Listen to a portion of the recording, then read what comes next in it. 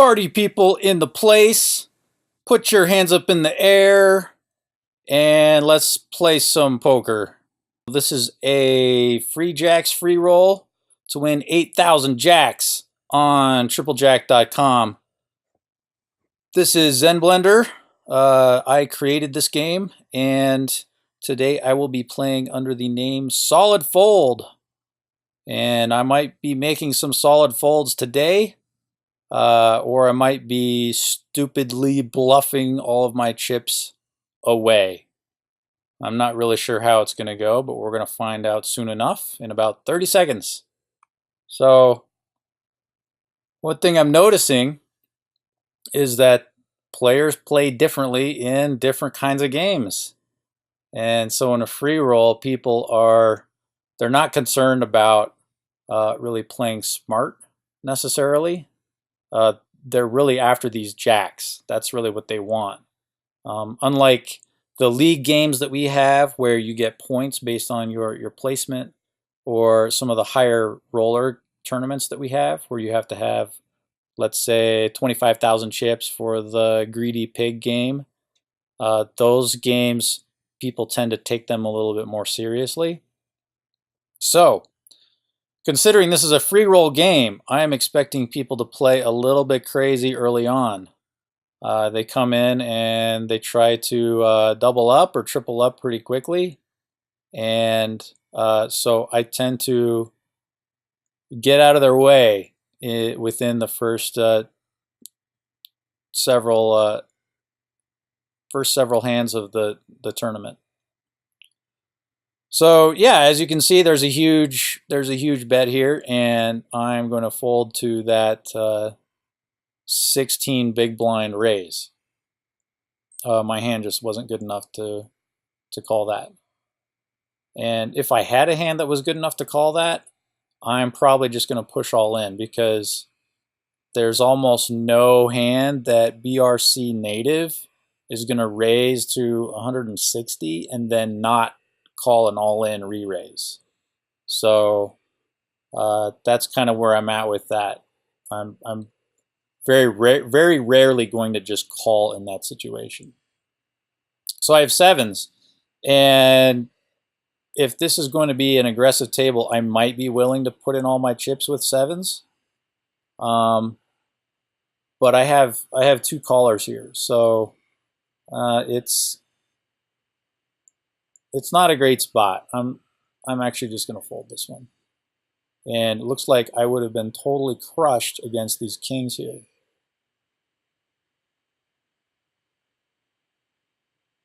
And so I'm okay with the way that I played that. And BRC native is now almost eliminated. So if I were in his position, I don't think that I would have called that bet with the ace-10.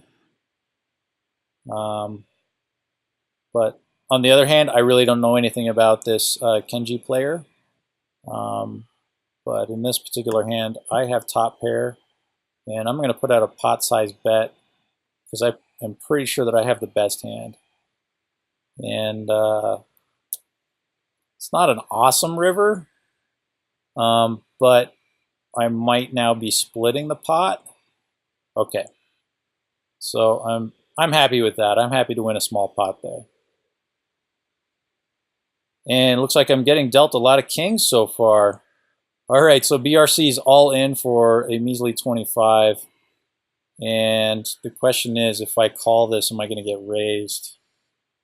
Because I definitely am happy to put in just 25. And I'll call this min raise here as well. But now here, if Kenji's going to play aggressively with a lesser hand, then this might be a good time to check raise. And that's such a tiny bet that I'm not convinced that bet means strength. So here's where I raise. You could have something like 2 spades.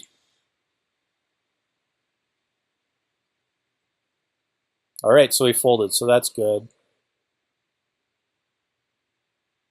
And all right, I took out BRC native, and I won a decent pot there, so things are looking up. All right, 10-7 on the button. Let's try a raise. Okay, so I'm starting to get a little bit of a read on Kenji.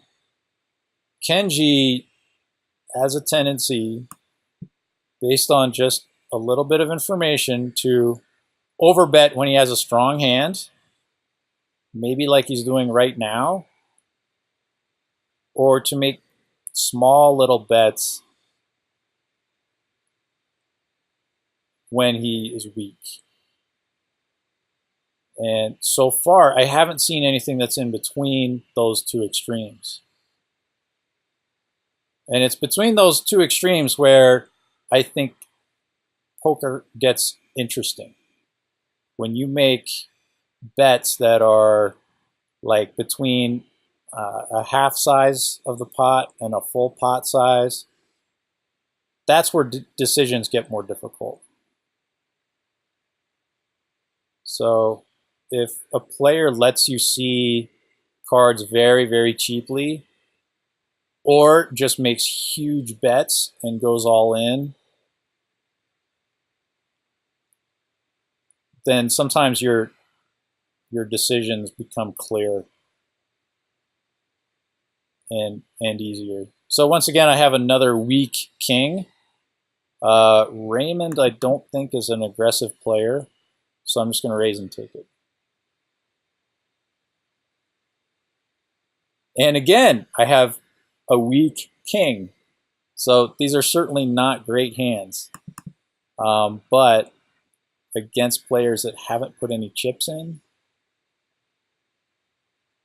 it might be good enough to get them to fold if they have, you know, just random hands, Jack 5 or, you know, 10-8 or whatever.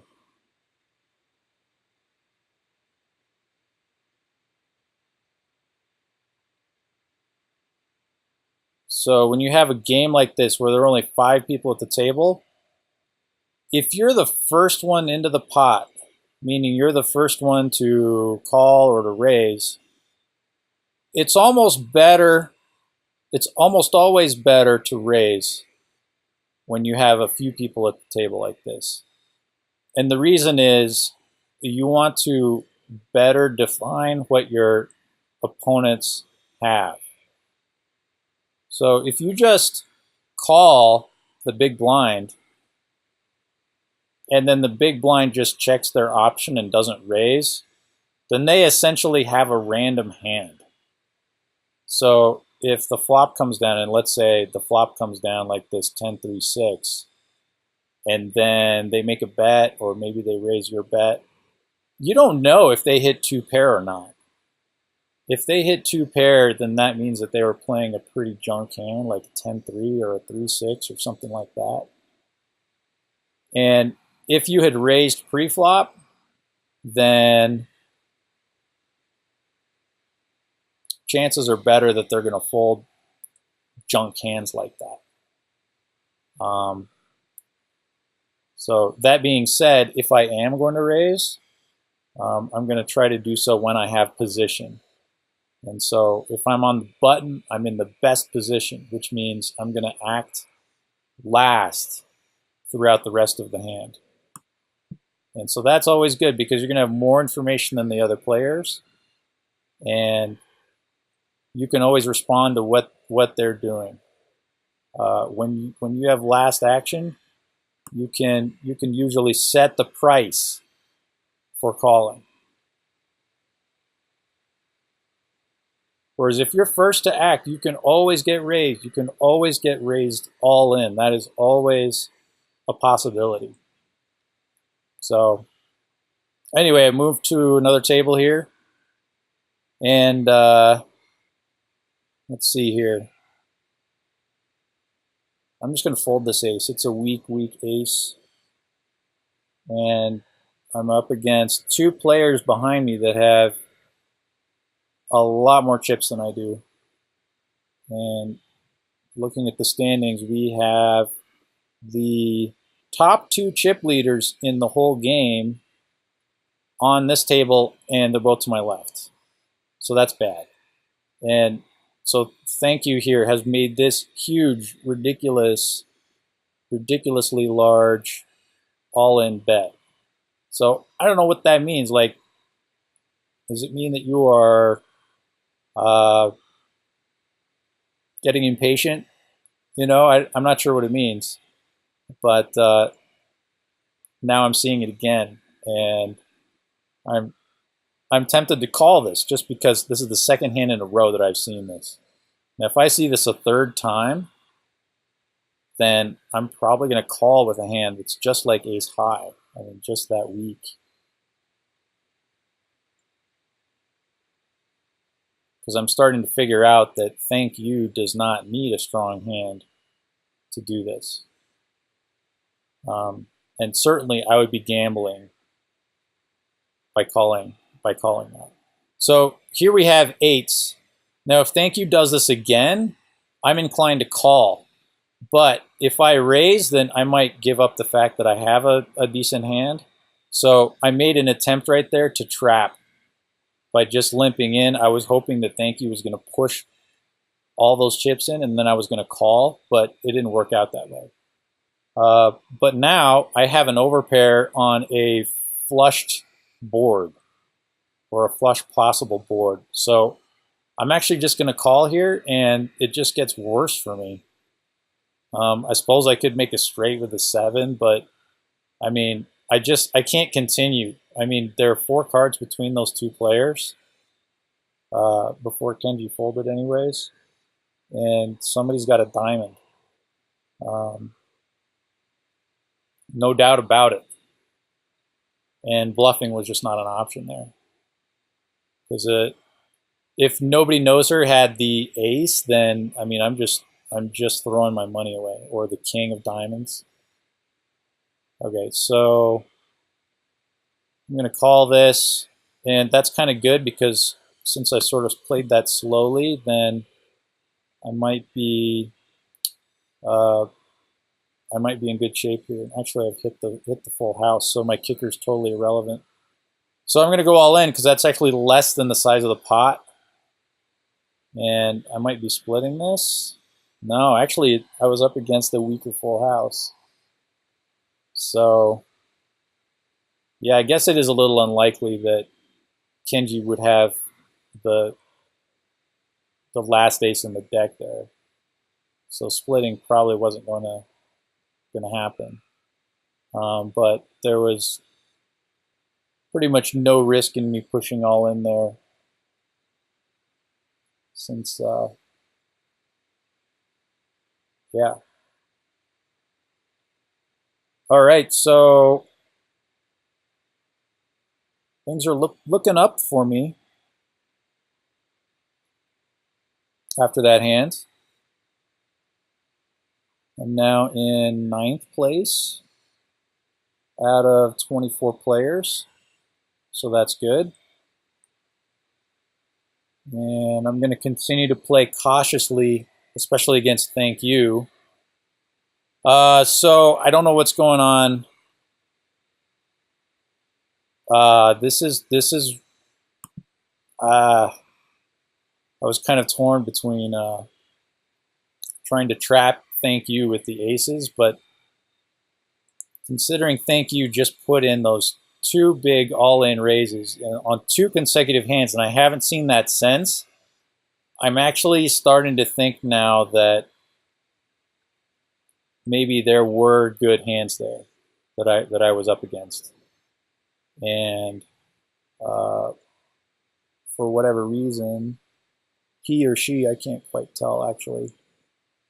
Sorry, I cannot tell if your avatar is male or female, but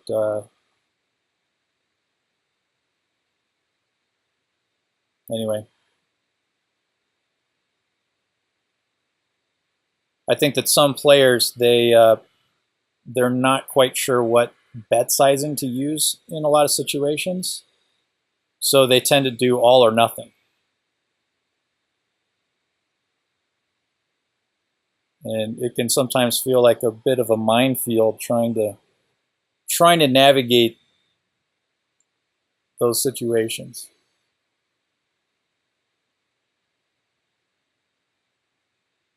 All right, so I'm folding this nonsense. And that was a big bet, too, so that player had something. Maybe just a pair of aces. Okay, I'm gonna do a kind of larger than normal bet just because there's already been a caller on the blind. And so that's a weird, interesting flop there. I'm going to put maximum pressure on right now.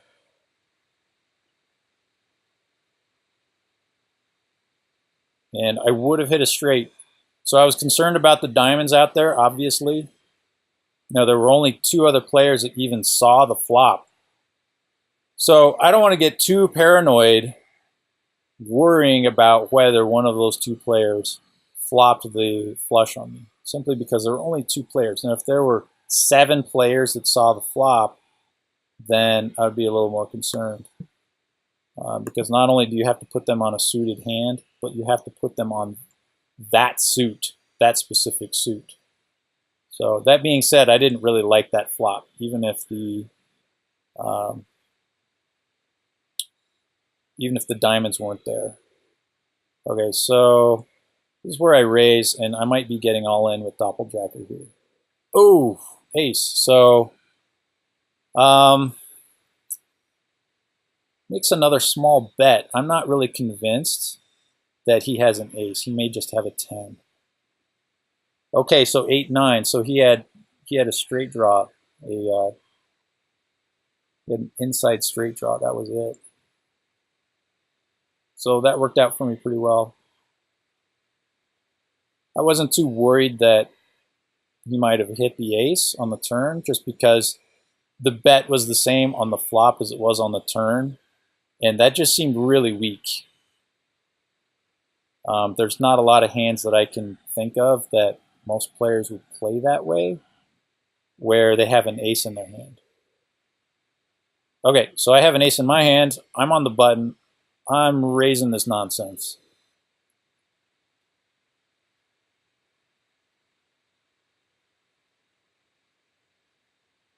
And I flop nothing, but I'm going to continue bet because, what am I afraid of? Not much. If I get called a raise, then the most likely thing that she has is the queen. Just because I raised pre-flop, so you can use that to kind of limit what you think she's calling with. So thank you did that little trick again. So I'm trying to figure out what that means. But until I can see those cards, I don't know for sure. All right, so we got a limp in behind me. So I'm going to put in a good-sized bet here, 4 times the big blind. Just because I felt like that was weak. And I did have a pair after all. And I'm being shown a straight there. So that was a good result there for me.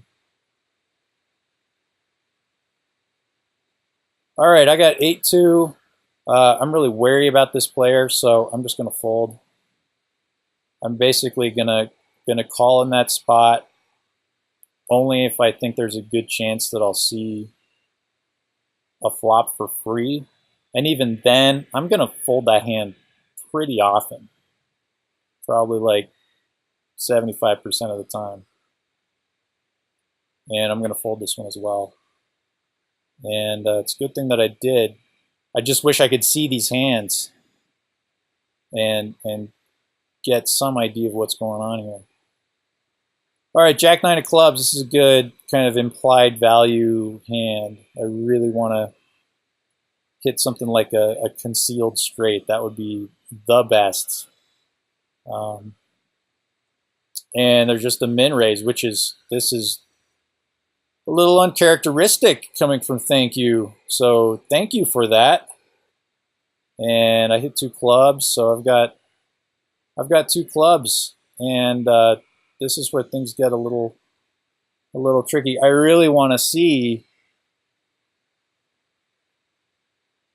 what these hands are, but nobody's going to want to call this. And I really can't do this. It's a small pot that's out there already, and I would have hit a flush, but who knows? I mean, it doesn't feel like that's the right place for me to gamble. This, however, is a good hand. Now, I'm expecting to take it down if I raise here, just based on that last hand that we played. I think that this player is playing more carefully, and that limp in is kind of a good indicator that was a weak hand. However, I don't want to play the queen slowly, because if an ace or a king comes out, and that's going to happen, I don't know, probably 30% of the time, then I'm kind of sick about it, and I don't know where I'm at. I don't know if my queens are good anymore. So that's why I raise and instead of calling.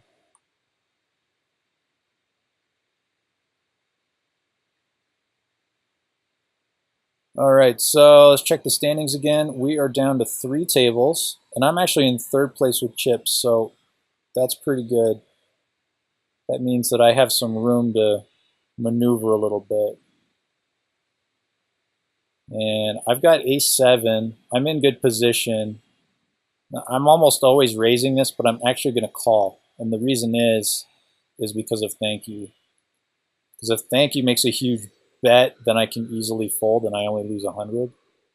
But I kind of felt like my hand was too strong to just fold it, just right off the bat. So I get bet into here, and I'm going to fold.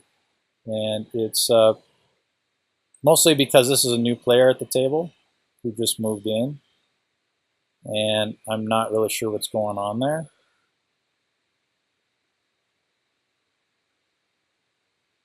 But I'm going to find out here, I hope, whether Isidro has an 8 or a king. I mean, he's going to call if he's got an 8. I'm pretty sure. If he's got a king. He may have just had a king. He could have had something else. Maybe another pocket pair.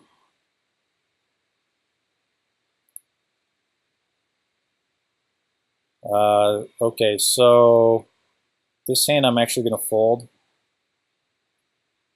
I'd love to see a flop with Jack-9 of hearts.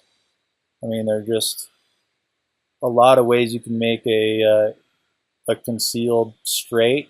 I mean, on this board, if a 10 were to come out, then nobody is going to put me on Jack-9. But the problem is I'm probably not even going to get to the turn. And when you have an inside straight draw, there are only 4 cards that fill that draw. And between the turn and the river, if you combine those 2 cards, it's like a 16% chance that you're going to hit that inside straight. And if you look at it on a per card basis, it's going to be, 8% that you're going to hit it on the turn, and then another 8% that you're going to hit it on the river. So those aren't great odds. So I'm playing this hand just because he had so few chips. It was just a min raise above his bet.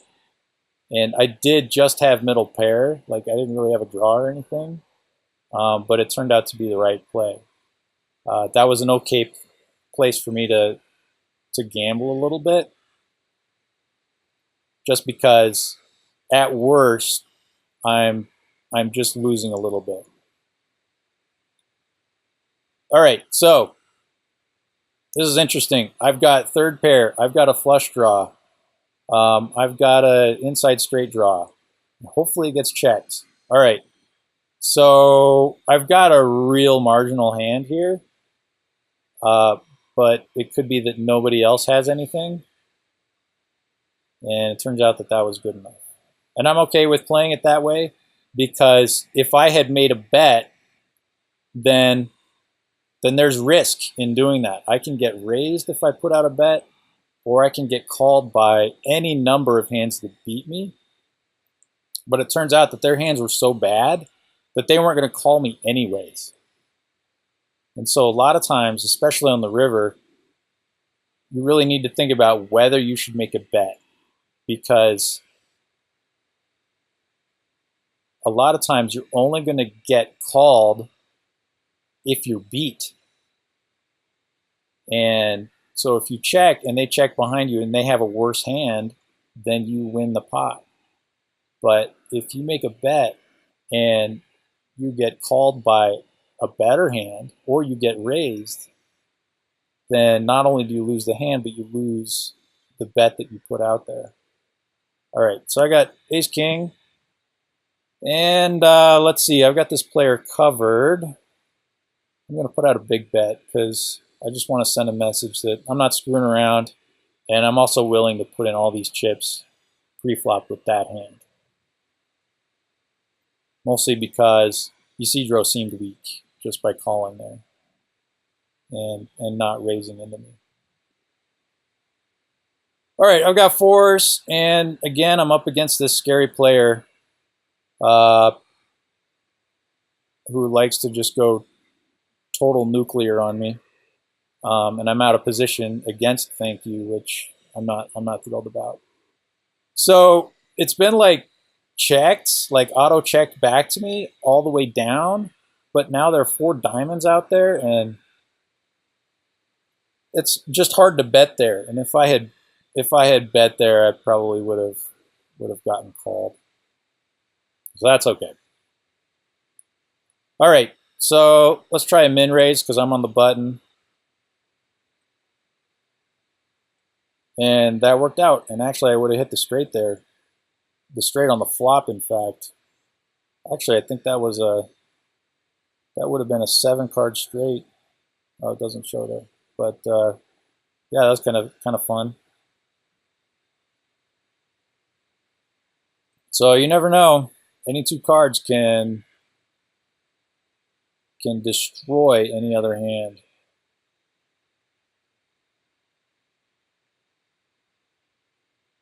The trick is to do it when they least expect you to have a particular hand, and lo and behold, you show up with exactly what they don't want to see.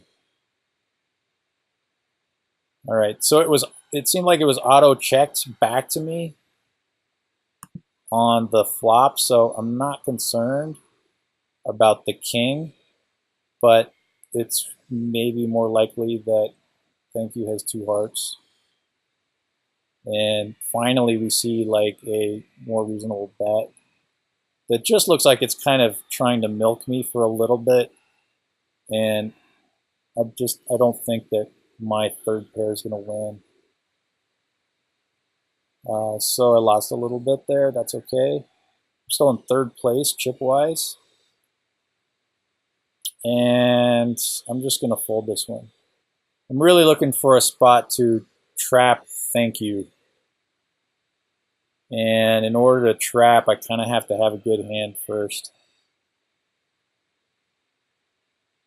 So let's see how that works out. And it's kind of interesting, like, as I've been trying to figure out these huge bets, I've basically been playing these other players on autopilot. So it's kind of interesting how your sort of pattern recognition can take over, and you end up just focusing on one aspect of the game. So I'm really focused over here right now, where I'm just not concerned about these 2 players, because I feel like once they get out of line, once they do something that I'm not expecting, it's going to be so obvious to me, and so I'm kind of not as concerned about that. And I'm going to try just kind of a small bet here. I'm just going to see if I can take it down cheaply. So it's just 1/3 of the pot, and that worked. So if Isidro had a king, maybe he would have bet it there instead of checking it to me. All right, Jack 10. That's a good implied value hand. So there's a lot of possibility there to hit something big. But I hit top pair, which is good. And I'm a little scaredy cat, so I'm just going to check it. It was auto-checked back to me, so that tells me maybe that I'll slow play. And now I'm going to bet, and probably not going to get called. So I did a little bit of a big bet here. I'm just not worried about Thank You having a better hand. I'm sort of trapping right now. But it only makes sense if Thank You has something. And fortunately, hit the river there. So that was a good little score for me. And now I am chip leader by $10. So that's good. Sitting in a good spot. And there are 11 players left out of, wow, 52. Okay, I didn't realize there were so many people in this game. All right, so as we're getting down to a fewer number of players, I feel like the players are starting to take the game a little bit more seriously. They're thinking about the time that they've invested in this tournament so far. And so I'm just kind of keeping that in mind, just sort of where their attitude about the game is and what their motivations are for playing. So I might be able to use that to my advantage. And what's cool is that in moving to this other table, I now have position on Thank You. And that's great, because if Thank You decides to do a ballistic, over-the-top, all-in, then I get to decide what to do afterwards, rather than, for example, calling the big blind, getting re-raised huge, and then having to fold and hating it. Now I can act after Thank You. All right, so I've hit top pair. I'm going to put out a small bet, because if I can put out a small bet and win the pot, I will.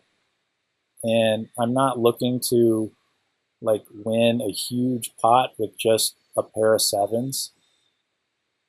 I'm not going to slow play it so that, you know, an ace or king or queen comes out on the turn and then I don't know if I still have a good hand or not. So if I have a decent hand, I'm going to try to cheaply win the pot a lot of the time.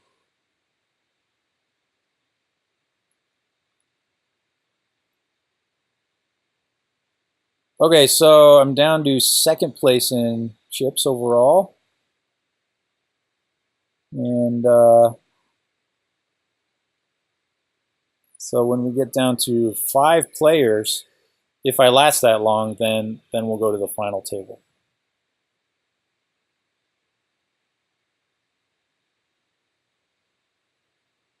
Okay, so it looked like Thank You just like did an auto all in or something like that, which is kind of interesting. It's amazing how Thank You has done so many of those bets, and yet I'm trying to remember when I even saw those cards. But somebody's going to call eventually. And it might be me. All right, so no reason to play.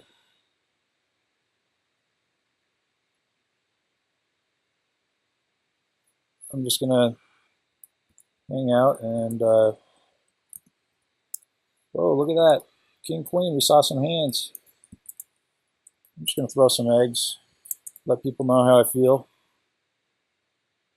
All right, I've got pretty good position here.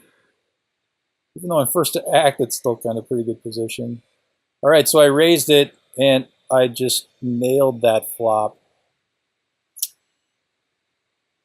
Do I slow play or not? I tell you what, I put out a small bet. That's what I do.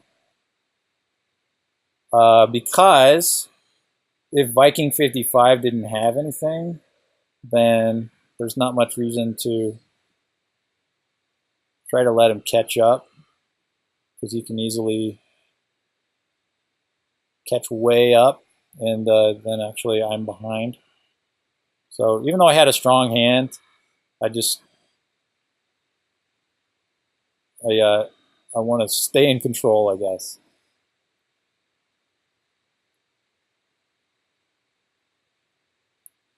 All right, King 4. I'm going to call because I think the option is going to check here. Big blind's going to check.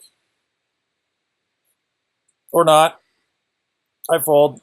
All right, so we got ace 2 versus ace 5.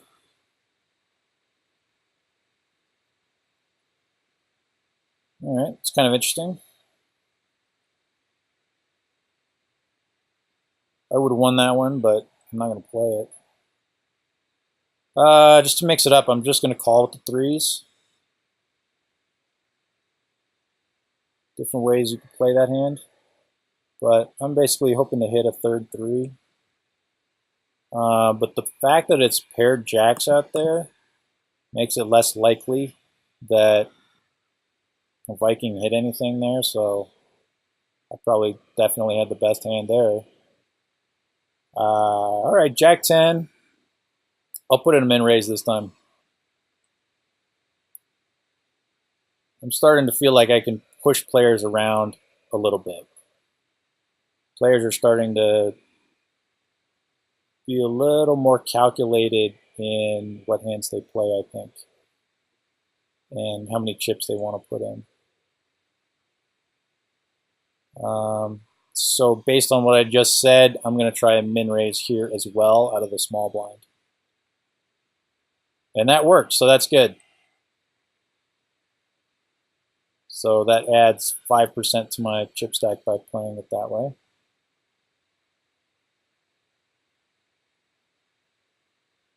Which is not nothing. And a lot of these junk hands, I don't need to play at all.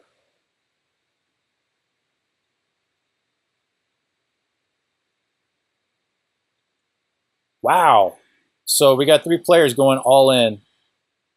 And it looks like ace 10 over here is going to take it and eliminate 2 players. So that's pretty huge.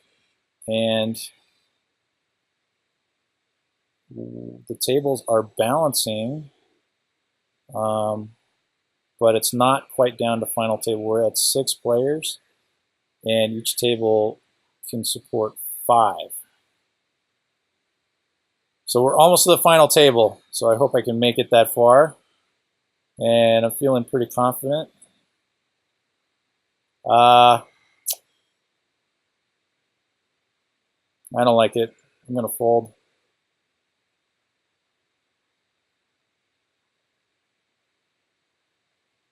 Yeah, that board is looking worse and worse for me. And there might be 2 spades over here from Viking. But we will never know. King 8 suited, booyah! Dang. Min raise. That's my play. I'm sticking to it. I'm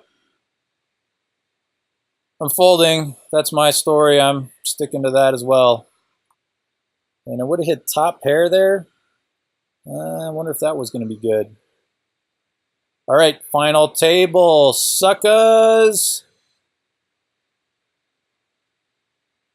All right, 6-4 spades. I really want to see a flop with this hand, but I don't know how expensive it's going to be to see a flop. So I run away, sobbing.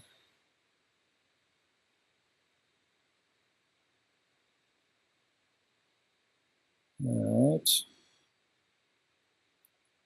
All right, so looking at the chip stacks, they are remarkably even. We've got between 4 and 7,000 chips. So this is still anybody's game.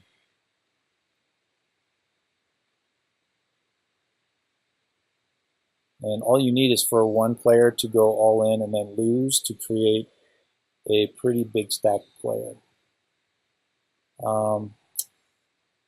So Isidro, based on the other table, I think I can take this down with a bet. Okay, so he called. I'm basically giving up because the board is getting worse and worse. And now he's betting 900 into a 1,200 pot. So my little flop bet there was, it was weak, yes, but I didn't lose very much there. So that's okay. He clearly had something there. Now I'm just going to call here. My hand is a little too good to fold, but I don't like my position, so I'm not going to raise. And I'm going to just check here and then probably run away. Because I'm just trying to survive right now. I've still got, I've dropped down to next to last place in chips. But I'm just kind of biding my time. I do have ace deuce on the button. Let's try a minimum raise. And the blinds are higher now, so I gotta be careful. Gotta be pretty selective about which hands I'm playing and against whom and all that stuff. All right, ace four. I've still got pretty good position, but I'm just gonna fold it.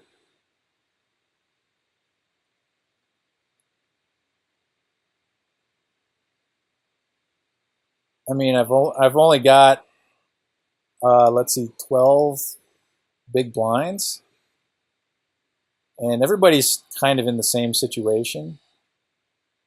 But things can swing very quickly one way or another right now at this stage in the game. And so I want to be pretty sure of what I'm doing. I'm not going to gamble unless I have a good reason to. And I'll check this one.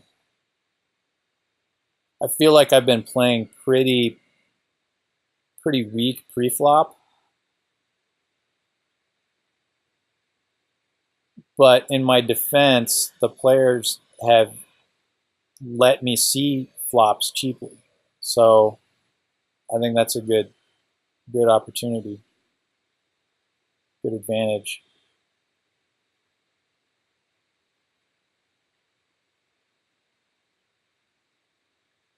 All right, so King 10 now. Once again, I'm just trying to see a cheap flop. You can argue that raising here is good since you're really only concerned about Viking, except looks like Death woke up with a real hand here. And Death is already the big stack, so I gotta fold. So now I've got half the chips, less than half the chips of Death, but I'm actually in third place, so yeah, we'll just see what happens.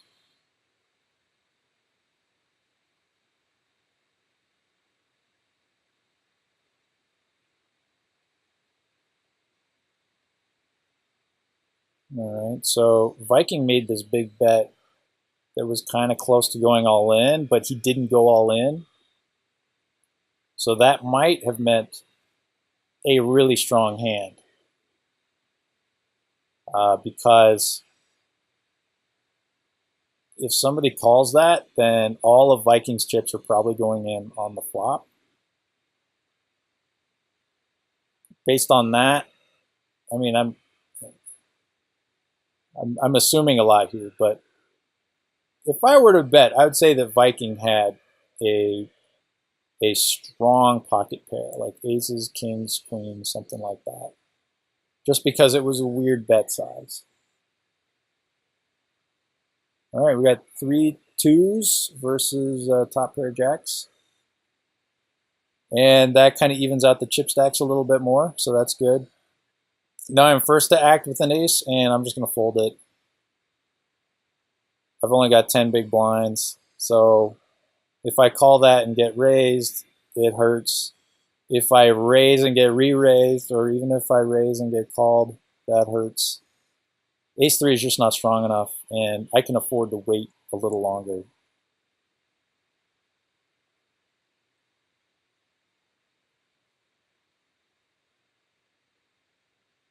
All right, 89. I'm sure that was a good year. And I would have hit the straight there randomly. Sometimes it's a curse to be able to see what the board cards would have been, but it's kind of a fun feature.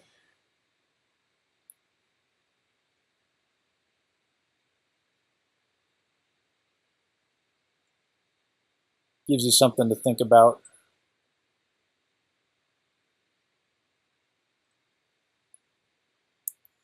All right, it's time for some eggs.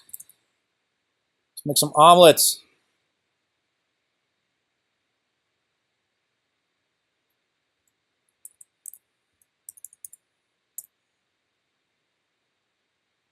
All right, I'm feeling good about this game.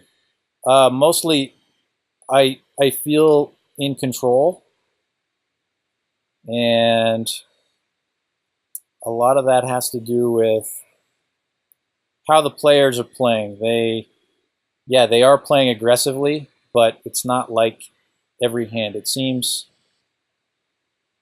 like they're being selective about the spots that they're getting involved.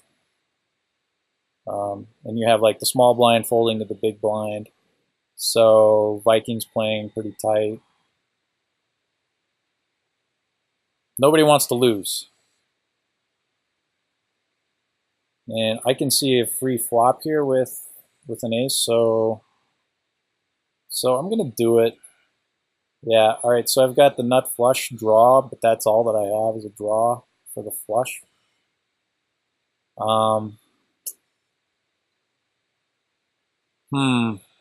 All right, I'm gonna min bet it. Okay, that's good. Please fold. Thank you. All right, so that worked. I felt like Viking probably didn't get helped by that flop, and the spades probably scare everybody a little bit. So it just seemed like a good time to bet, and I felt like a minimum bet is going to be just as effective as a big bet if my goal is to get weak hands to fold. All right, Queen 10. I'm going to fold this one as well.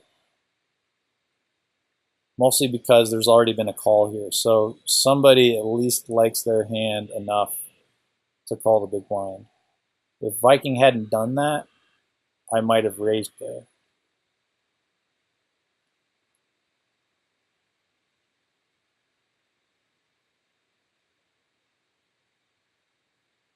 All right, sitting in the fourth chip spot. And I now have less than 10 big blinds. But so do most of the players. And King G is, it's good to watch this player now because King G only has 2.5 big blinds. So pretty much any hand that I play where King G may still get involved, I have to think that I'm going to have to invest at least 1,400 in that hand. All right, so I do have an ace. I'm going to try a min bet here again. 600 into 1,800. Hope that they fold, and they do. So that's great. So that helps quite a bit.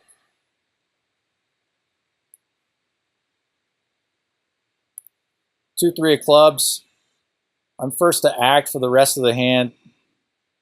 I'm out, and look at that. I should have called, and that's kind of borderline. I would have hit a straight there. That's kind of wow. That's kind of crazy. I actually went into it with a worse hand. Wow. All right, all right. Queen 9. This is where I'm gonna play a little bit. I'm gonna do more than a min raise. I'm willing to gamble. All right. See, I'm putting King G to the test there for all of his chips, and if he calls and I lose, then I'm still all right. Of course, if Death decided to get involved, which is only going to happen if he actually had a good hand there, then I'm in trouble. But it's a little easier to kind of detect that something out of left field has just arrived.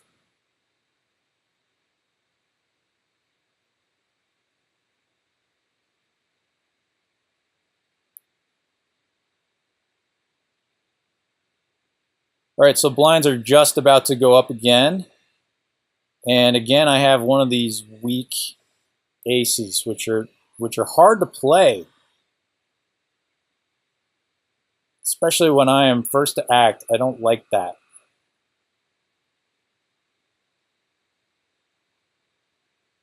And let's see what would have happened. I would have had bottom pair. But Viking's now betting and basically committing all of his chips. Or that was his intention. And look at this. King G, biding his time, woke up with pocket aces with just a very small amount of chips. So high five to that discipline and that patience waiting for a good hand. So that's kept him in the game. That's good for him. So King 10 of diamonds. Death has been playing pretty tight, so I'm just going to fold there. I would have hit the straight there, which is kind of crazy. But I really want to be the raiser when I can, and I thought that his raise it looked strong. It looked strong to me. And now we have a raise from Viking, a min raise, and Viking hasn't done a whole lot of that.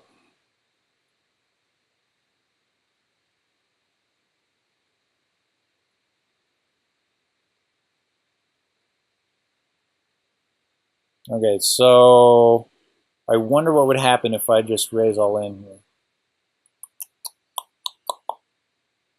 What I'm wondering is if King is playing so tight that he would fold for just 500 more.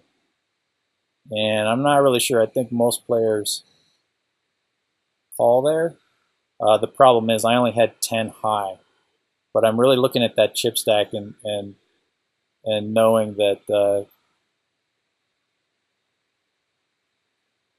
that it's very likely that those chips are going in at any time, like right now. Yeah, that's pretty much the right play to make right there with any two cards, pretty much. But who knows? Maybe King has aces again. We'll see. And ace on the river. I bet that helped King. Yes, it did help King. But it wasn't good enough. Wow. So King G was really hitting some good starting hands when he really needed them. So that's kind of cool.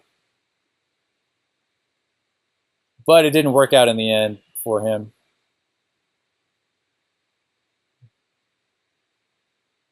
So we are actually in the money now. So we're getting paid out in chips. This is a free roll for jacks. But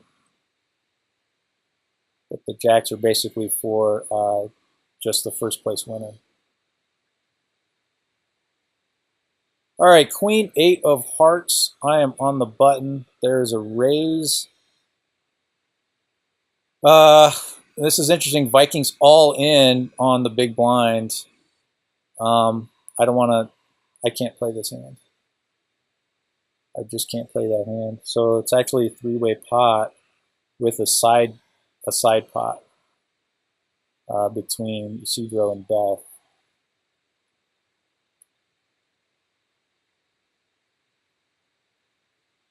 And Viking is out. So we're down to 3 players. And I am very much the short stack.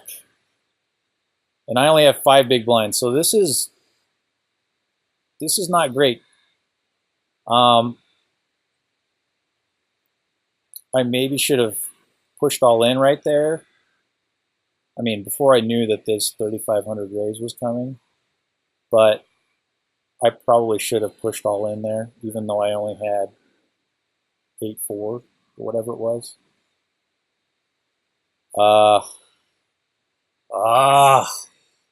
So if I fold this, yes, I fold this. Makes me sick. All right, it's like do or die time right now. Please fold. Please fold. All right, so I have to decide if I want to gamble on this hand or the next hand. That's what it comes down to, and I'm gonna wait one hand, because Isidro just called, didn't raise. I know that I just have to get lucky. There's no way that I can push all in with Jack 9 and win by having everybody fold. That's just not a way that I'm going to win this particular hand. So on the next hand, I'll be on the button, and if I push all in, then there's some chance. Oh, he's actually sitting out. He may have not responded in time. Okay, this is terrible. Blinds have just gone up. I have no choice, though. I have to gamble with the 8-2. And I'm sick about it. I'm just sick about it. Please fold. Yes! And I would have hit my 2 on the turn. Maybe that would have made a difference. Who knows? I really just want to double up right now. If I double up, see, I won the last hand. I can almost fold this and be able to push my next hand. See, I can't raise him, and there's no chance. There's no chance that he's going to fold, and there's no chance that I'm going to have the better hand. I could outdraw, of course, but by waiting, now I actually have a better hand than him. So I've kind of waited for a good spot, and now I've doubled up, and now I'm in second place for chips. And look at this. Now I have an ace on the button, and I'm pushing it. I'm pushing it right now. So oh no. So please have. Oh, I'm in trouble. I have to be in trouble here. It doesn't feel good. And if Isidro calls, then I'm really in trouble. Okay, wow. Okay, so no 9, no 8. I'm out. Hit the miracle straight. Oh no. Wow. Well, I thought that he had a better starting hand than that. I really did.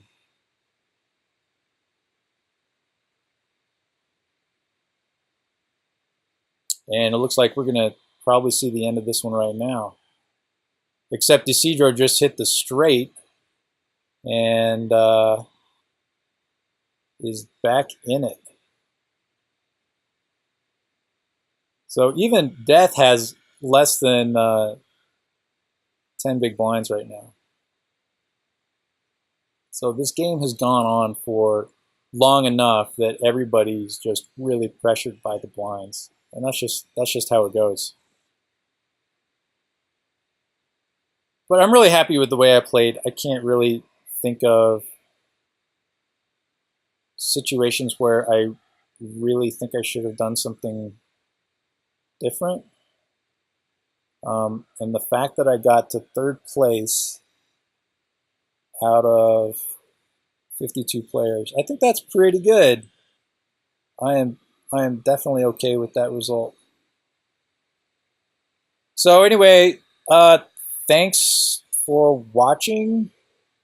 If you actually made it this long, and let's see what happens here. All right, looks like Death is down in chips at the start of this hand, and he's going to double up. So they're kind of trading chips back and forth. So thanks a lot for watching. This was a really fun game for me. I feel like there's just a lot of opportunity to make interesting decisions and think critically about the situations. And if you haven't played on Triplejack, go check it out at triplejack.com. I would certainly appreciate it. See if you like it, especially if you're a poker player. And if you're not, it's a good place to learn. There's a great community. I've made a lot of friends. A lot of people just kind of hang out on the site because they've made friends on the site, and they like to chat and send private messages and set up certain kinds of tournaments and play in league games. And there are just a lot of features that make the game unique. So I'm wondering if Isidro is going to call here. He's thinking about it. He's definitely thinking about it. And so these are two interesting players. They both seem pretty solid. Isidro, I think, played a little bit too tight, at least earlier on in the tournament. A lot of players, when they get down to just two players in a tournament, they don't really adjust their hand ranges adequately.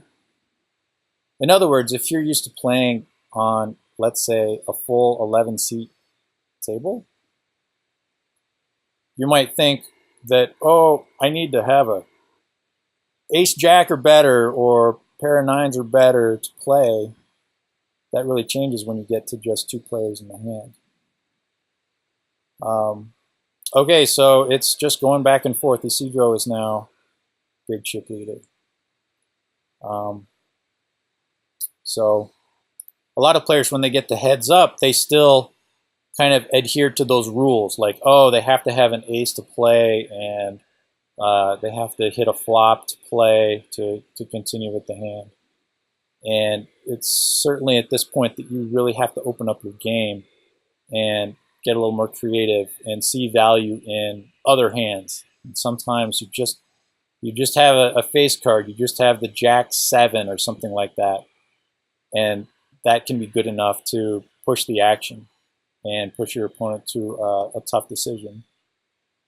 And they might end up making a bad call against you, or at least one where your hand that you thought was a bad hand is actually the best. So what you don't want to do when you get to this spot is let the blinds just eat away at you until you just have no choice but to gamble.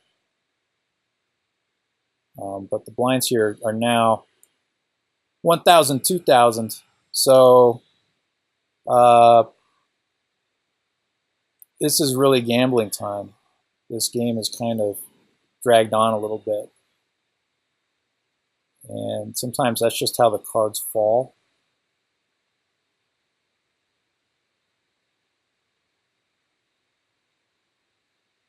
And I think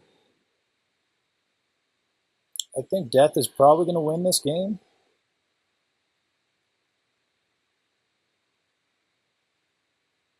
I mean, he's definitely got the chip lead.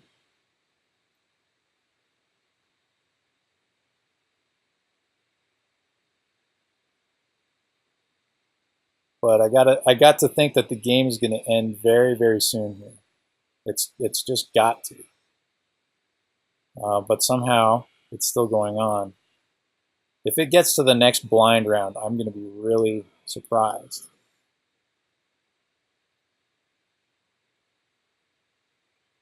But it could happen. It definitely could happen.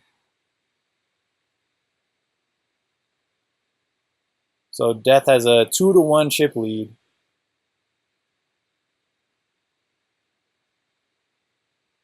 And I feel like he tends to be the aggressor. So if he's playing the hand, then he tends to be the aggressor, like you're seeing right here. Okay, so now we're having an all-in. Ace King versus Ace 4. So it looks like Death is going to win this. Yes. Oh. I spoke too soon. Don't listen to me. I have no idea what I'm talking about. I don't know what's coming on that river.